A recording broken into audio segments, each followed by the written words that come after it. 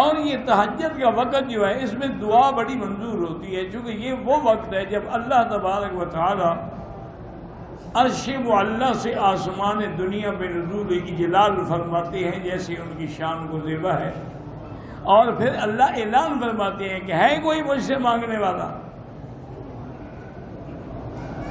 تو یہ بڑی رحمت کا وقت ہے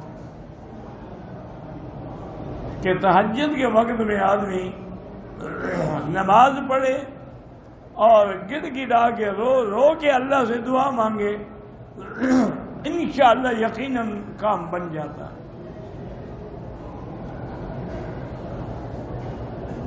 باقی حضور کی تہجد کا کیا مقابلہ ہے؟ حضور تو کبھی کبھی تہجد میں 8 پارے نماز پڑھتے تھے، قرآن پڑھتے تھے. بی بی عائشہ فرماتی ہے حتیٰ تورمت قدماہ، آپ کے پاؤں سوج گئے. کھڑے کھڑے 8 سپارے پڑھنا کو آسان تو نہیں ہے، اور پھر پڑھنے والے بھی محمد مصطفیٰ ہوں جو سنوار سنوار کے بنا بنا کے ایک ایک موتی کی طرح پڑھتے تھے.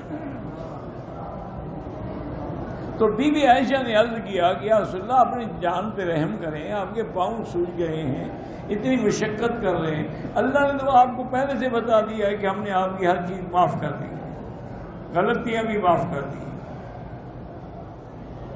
تو جب آپ کو یہ مبارک بات مل گئی ہے کہ لیغفر لک اللہ ما تقدم من ذنبک وما تأخر، پھر کیوں فرمایا افلا اکون عبدا شکورا، عائشہ کیا تم یہ نہیں چاہتی کہ جس رب نے مجھے یہ مقام دیا میں اس کا بندہ نہ بنوں، میں شکر گزار نہ بنوں؟ اب بعض علماء یہی کہتے ہیں کہ پہلا حکم جو تھا سب کے لیے تھا، پھر منسوخ ہو گیا، سب سے منسوخ ہو گیا. بعض علماء کہتے ہیں کہ نہیں، حضور پہ تہجد فرض رہی، امت پہ معاف ہو گئی، لیکن اکثر قول یہی ہے کہ حضور پر بھی معاف ہو گئی. یہ الگ بات ہے کہ حضور نے کبھی تہجد نہیں چھوڑی، صرف مزدلفہ کی رات میں حضور نے تہجد نہیں پڑھی. آپ نے مغرب عشاء پڑھی پھر آرام کیا. کیوں؟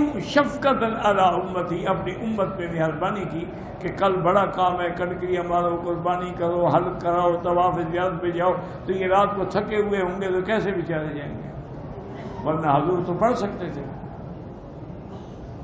ورنہ کبھی زندگی میں حضور نے نہیں چھوڑی ہے. میسج ٹی وی کے چینل کو سبسکرائب کیجیے اور امن کے پیغام کو پھیلانے میں ہماری مدد کیجیے. سبسکرائب کرنے کے بعد بیل کے آئیکن پر کلک کیجیے. آپ کا اپنا میسج ٹی وی.